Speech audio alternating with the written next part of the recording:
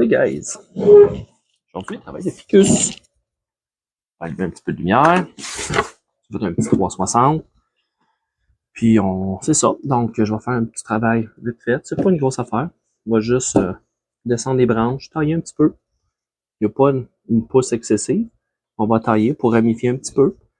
C'est la période de repos pour les plantes. Hein? Pendant l'hiver, nos tropicaux, c'est pas des. Ils sont pas en dormance, mais c'est pas la grosse croissance.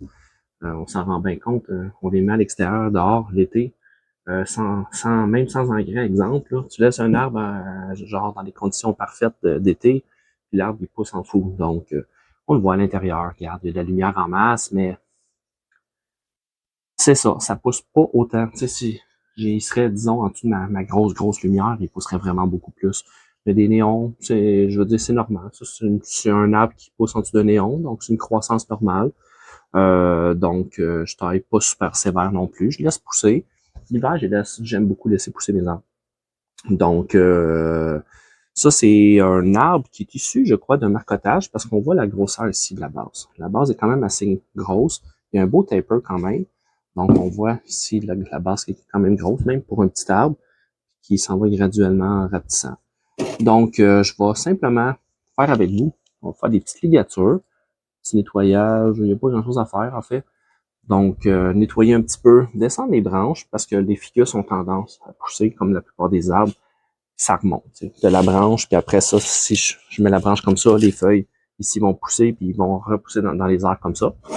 Donc, juste descendre un petit peu, puis essayer de représenter un peu comme un arbre adulte, les branches du bas qui descendent plus bas, les branches du centre jusqu'à, mettons, un conifère, par exemple, prenez un sapin. Les branches du haut sont toutes orientées vers la tête, puis dans le bas, ça descend jusqu'au sol. Donc, un peu le même principe, on va juste descendre un petit peu, ouvrir, puis écartiller un petit peu pour permettre justement à la lumière de rentrer à l'intérieur en vue de la saison estivale qui s'en vient. Donc, il va avoir déjà ses paliers un peu plus définis. Donc, en descendant un petit peu ici, en positionnant les branches, puis taillant, en laissant 6, 4 et 2, probablement 4 ici. Donc, 6 feuilles, 4 feuilles, puis 4 feuilles la tête, parce qu'il n'est pas en méga croissance. Il y a quand même une belle pousse, mais sans plus. Donc, 6, 4, 4 par branche. Puis, je laisse ça aller. Puis, c'est ça. On va peut-être y mettre un petit peu d'engrais. Parce qu'il y a quand même un peu de croissance. Quand même pas si pire. On va mettre un petit peu de décomposition lente. Il y a encore des petites boulettes que je vois, là, mais les boulettes, non, c'est ça. Il n'y a plus rien là-dedans. Elles sont toutes molles. Donc, il va être dû. C'est probablement des petites boulettes qui datent de je sais pas quand. L'été, peut-être passé, quelque chose comme ça. Donc, il pousse pas en terre, c'est dans le substrat bonsaï. Donc, s'il y avait eu de la terre, il y aurait un peu plus de nutriments, mais il y a de la matière organique quand même un peu. Donc, je touche pas. Je vais juste faire ça, mettre un petit peu d'engrais, puis je fais ça avec vous autres. Donc, commençons ça. Sortir ma petite table. Tiens.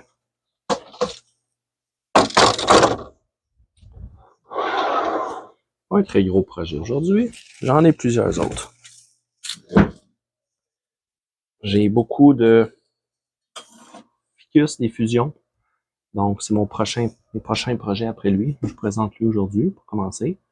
Moi, personnellement, je vais tomber sur le reste que je vais vous présenter éventuellement, le temps de faire les petits montages. Mais j'ai des fusions, ficus fusions, qui sont juste en arrière de la caméra. J'ai un petit alcôve, il pousse là. Je les laisse pousser librement parce que je manque d'accès. C'est difficile. Je suis pas capable de les accéder facilement pour les tailler. Je peux arroser avec ma lance d'arrosage. Je les laisse pousser là. Ça fait plusieurs années que je fais ça. Je les laisse pousser librement. Une fois de temps en temps, je les sors et je les trime. Comme là, si je pourrais, je les laisserais aller. Oh, complètement. Mais parce que ça fait grossir les troncs plus vite. Mais j'ai pas le choix. C'est un choix personnel à faire. Parce que pour les arroser avec ma lance d'arrosage, donc j'ai une longue lance d'arrosage, vous l'avez déjà vu, c'est juste ici. Fait que ça me permet de rejoindre ces 3 pieds d'extension de plus. Wow! Excusez, la caméra a bougé, hein? Je vais juste regarder pour être sûr que le focus est tout. Ça n'a pas bougé. Ouais, ok, ça va être correct. Fait que, ouais, non, c'est ça. Fait que, tu sais, moi, avec mon bras, j'ai peut-être 2-3 pieds, puis ça, 2-3 pieds, 3 pieds de plus. Donc, je réussis à rejoindre à l'autre bout. Sauf que je passe par-dessus une de mes grosses forêts, par-dessus le bonsaï, Puis avec le temps, le feuillage, chaque arbre se bat un contre l'autre pour avoir un maximum de lumière.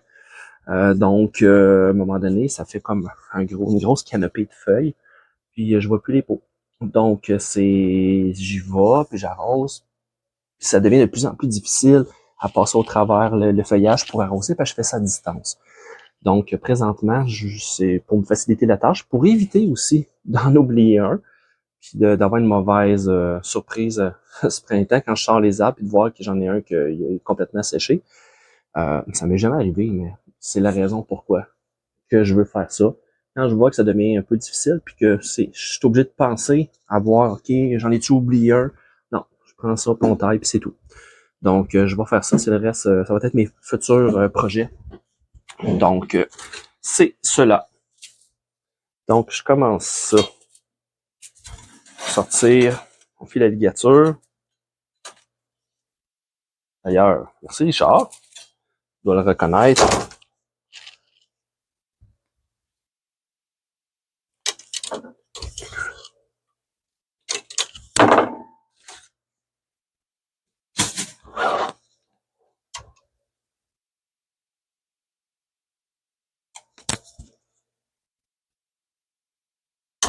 Bon. La tête est un peu trop haute aussi.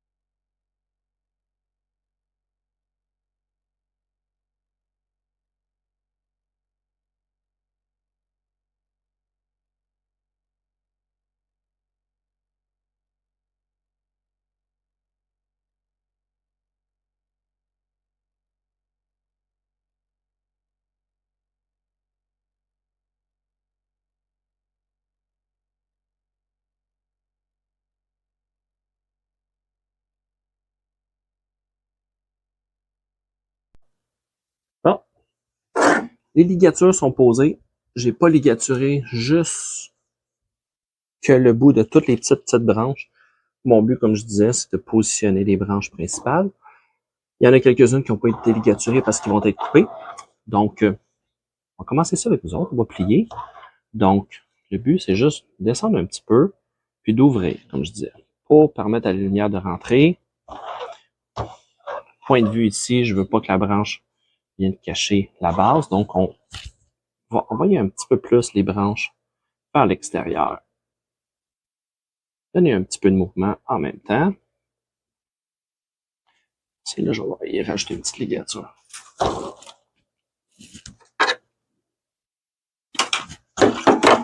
On va ligaturer les deux branches opposées.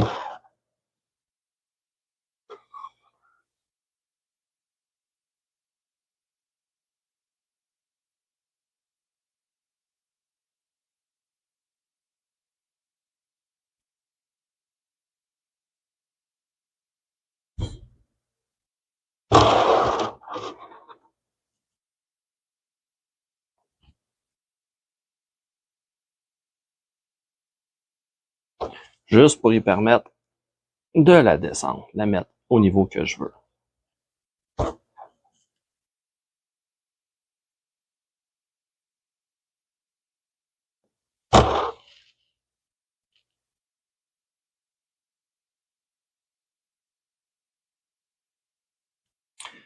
Des fois, comme ça ici, j'ai pas besoin de ligature réelle. Je viens juste y donner une twist, la positionner en utilisant la rigidité de l'autre branche. Un peu de mouvement.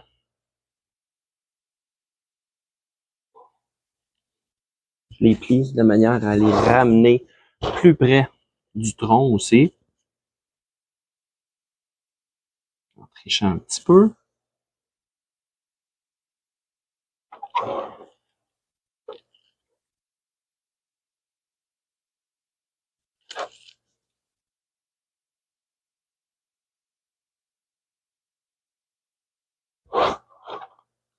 OK. On va faire la même chose avec celle-là ici. On va descendre, descendre. Ici, j'ai une branche qui interfère.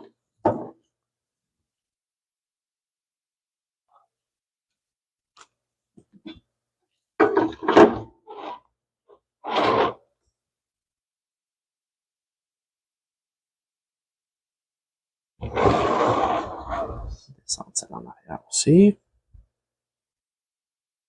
Il y a un peu de mouvement. Approcher les paliers.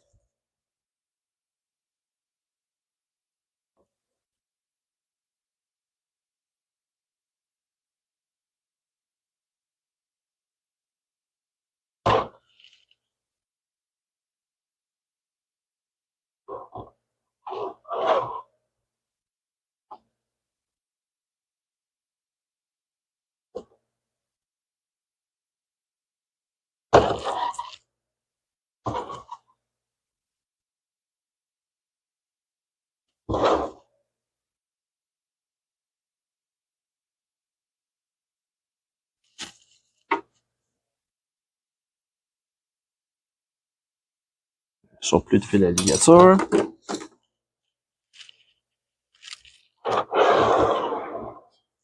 Ici, trop de branches au même endroit.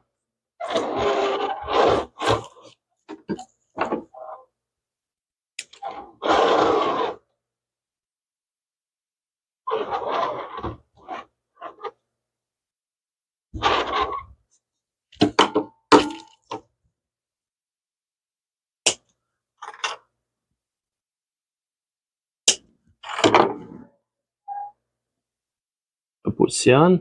Remplir les espaces vides.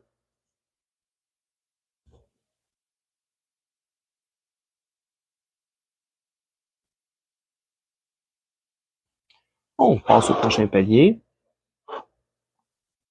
Ah, je n'avais pas terminé là. Et voilà. Merci, bonsoir.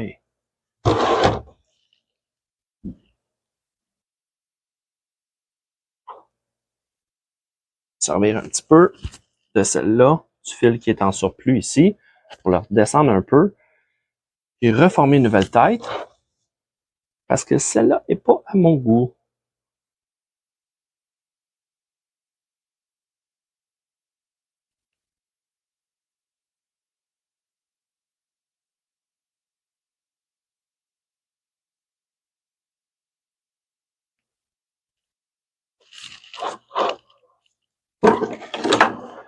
Donc, saison prochaine, jusqu'à saison prochaine, on va laisser pousser celle-là ici. Je ne ferai pas grand-chose dessus.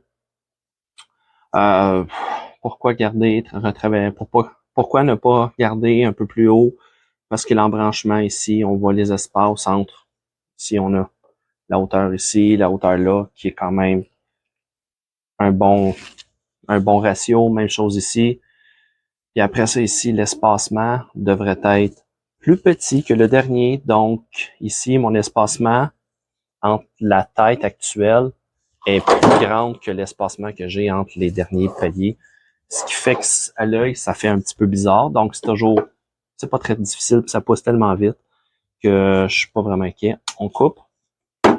Cette branche-là, on la laissé aller. J'ai mis un fil à ligature, pas pour l'orienter, simplement pour la protéger.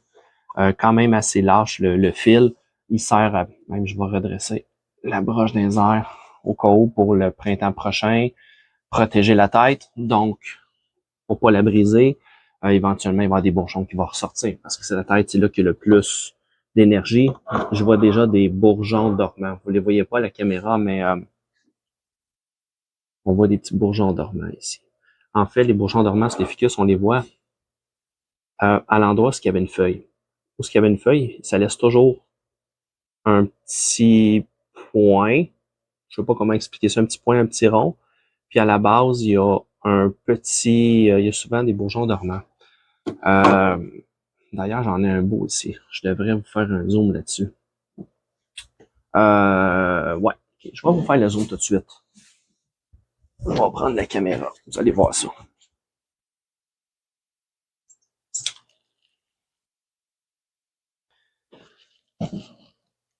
J'espère être capable de vous le montrer.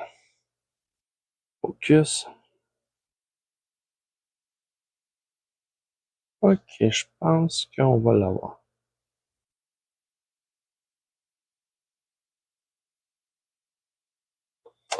Moi, j'ai de la misère à vous le montrer comme il faut.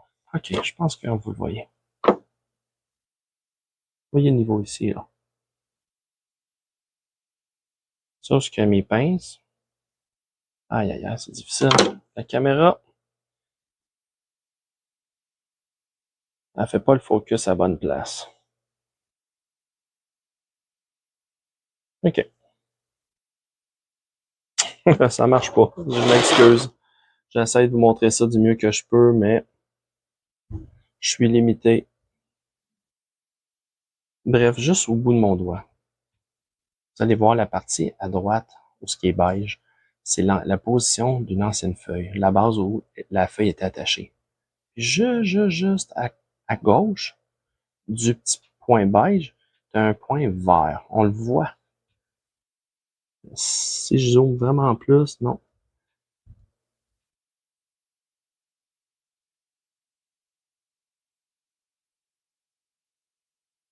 OK. Je pense que je l'ai. Donc, vous voyez. Regardez ici, le petit point vert, là. C'est le bourgeon dormant. Donc, c'est là qu'il va sortir la nouvelle feuille. La nouvelle feuille va être là. En fait, c'est la position. On le voit, c'est vert déjà. Donc, ça sort. Il y en a d'autres. Regardez ici, là, juste au bout de mon doigt. Un autre là. C'est pas évident à voir à la caméra, mais vous allez le voir sous vos arbres. Des fois, ça, je regarde avec la caméra vite vite.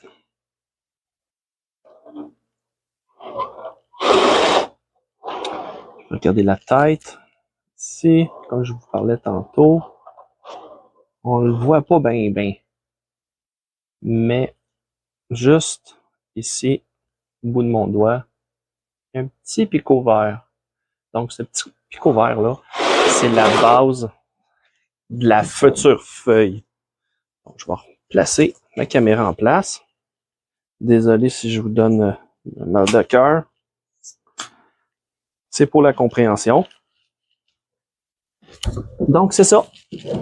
Ces petits picots-là, c'est l'endroit où il va y avoir la nouvelle feuille qui va sortir. Donc, en les forçant, en taillant comme il faut, comme là, la tête, j'avais dit, je laissais 4 feuilles. La tête est plus solide, j'ai coupé beaucoup. J'ai 2 feuilles, puis un bon gros bourgeon. Donc, il ne devrait pas avoir de problème. D'habitude, je dis 2, 4 et 6. Là, j'avais dit 4 parce que la tête n'est pas en pleine forme, mais j'ai enlevé tout ça. Il y a beaucoup d'énergie. J'ai un petit bourgeon dormant ici. Donc, je suis pas vraiment inquiet. Puis, sachant ça, je vais le forcer. Donc, je vais tailler un peu plus partout pour réduire le feuillage. Je vais garder, comme je disais, la quantité de feuilles comme je vous ai expliqué. Puis, en plus de ça, je vais tailler les feuilles. Ça, je ne sais pas. Je n'avais vu vraiment personne. Peut-être personne s'attarde à ça non plus. Ou ils veulent pas perdre leur temps avec ça. Moi, je trouve que c'est bénéfique. Moi, je le fais. C'est ma façon de faire. Puis j'aime beaucoup les tailler. Ça vient des petits ajustements. Hein? J'aime bien les tailler parce que ça force encore plus. Les ficus, c'est un arbre qui pousse très facilement, mais pour bourgeonner en arrière, faut les forcer un petit peu. J'aime ça, les forcer pour que ça aille un peu plus vite, parce que je sais que de toute façon, ils sont capables de le prendre. Donc, 4 feuilles. Donc, on prend branche par branche. 1, 2, 3, 4. Donc, on aurait ces 4 feuilles-là, on pourrait tailler ici. On va en laisser juste 3. Première chose aussi avant, si on veut reculer, on va regarder si on n'a pas une petite branche qui est sortie. Tu sais, c'est pas juste les feuilles, mais comme ici, on voit, j'ai un bourgeon qui avait sorti, j'ai une autre petite branche. Si je peux, je coupe la branche, le bout, puis je garde celle-là en dessous. Là, j'ai juste 2 feuilles. Fait que dans ce cas-là, je disais 4 feuilles, je vais garder juste 2 feuilles sur cela pour garder la branche au complet. Donc, je force encore plus. Même chose ici. Des fois aussi, je vais en laisser un petit peu plus. Et je vais, comme je disais, je vais tailler les feuilles.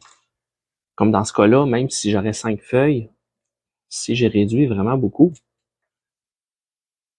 ben en bout de ligne, ça fait l'équivalent d'encore moins de feuilles.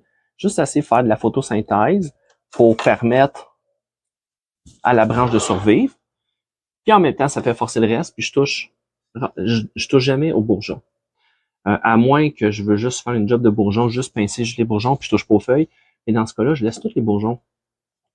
Donc, c'est la partie qui est, moi je peux dire, c'est la partie qui est toujours en évolution. Le bourgeon, il est toujours en train de pousser à l'autre bout. Donc, si vous le coupez, vous réduisez la croissance, puis le forcez à vouloir sortir avant. Donc, à sortir un bourgeon avant. Donc, vous le forcez encore plus. C'est un petit peu plus difficile pour lui de sortir des feuilles. Donc, si vous le laissez aller, vous savez que vous avez de la croissance au bout, vous avez réduit le reste. Donc, lui va pousser, puis il va ressortir en arrière. Donc, c'est rien de bien compliqué.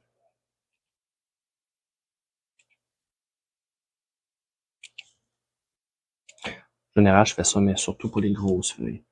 Les feuillages plus gros. Vu que c'est un petit arbre, j'ai le temps, je peux me permettre de le faire à grandeur. Ça sera un gros arbre. Disons que c'est un petit peu plus long aussi.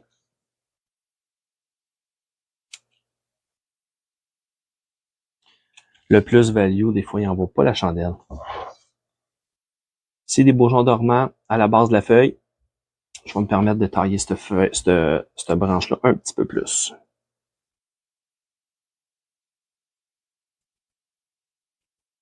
J'essaie de les tailler aussi en angle. Et tailler la feuille carrée, c'est pas trop esthétique. Mais si tu tailles en angle de même, ça paraît moins. Overall, c'est moins pire. De toute façon, c'est pas vraiment important parce que ce qui va arriver, c'est quand les nouvelles feuilles vont sortir, les vieilles feuilles qui ont été taillées vont tomber. Donc, ils vont toutes finir par tomber. Le feuillage, anyway, c'est comme ça. Les vieilles feuilles font place à des nouvelles. C'est normal d'avoir des pertes de feuilles. Tant qu'ils tombent pas toutes. Dû à un manque d'arrosage. Choc hydrique.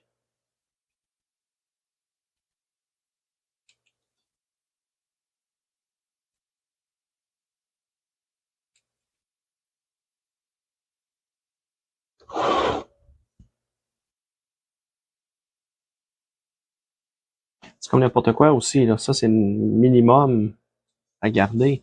Si vous avez des branches que vous voulez garder un peu plus longues, vous gardez plus de feuilles, vous gardez plus de branches. Vous n'êtes pas obligé de les tailler au complet, toutes à 4 et 6, comme je dis. On a des branches que je laisse un peu plus longues. Celle-là ici, il y a beaucoup plus de feuilles. C'est une question de choix aussi. Je vais réduire un petit peu.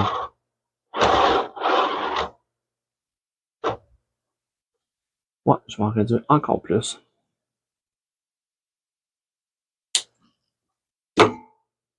J'ai 2 branches, c'est assez pour faire maintenir la branche principale.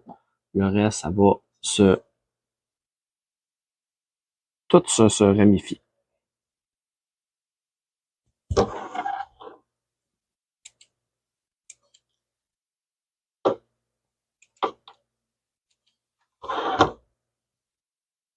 J'ai des beaux bourgeons aussi. Les tiges qui ont commencé à sortir. Donc, je vais même couper la feuille au complet. Ça va permettre à la lumière de passer au travers puis d'atteindre la nouvelle feuille pour lui permettre d'avoir une belle croissance. Au lieu qu'elle soit restreinte par les vieilles feuilles qui font de l'ombre.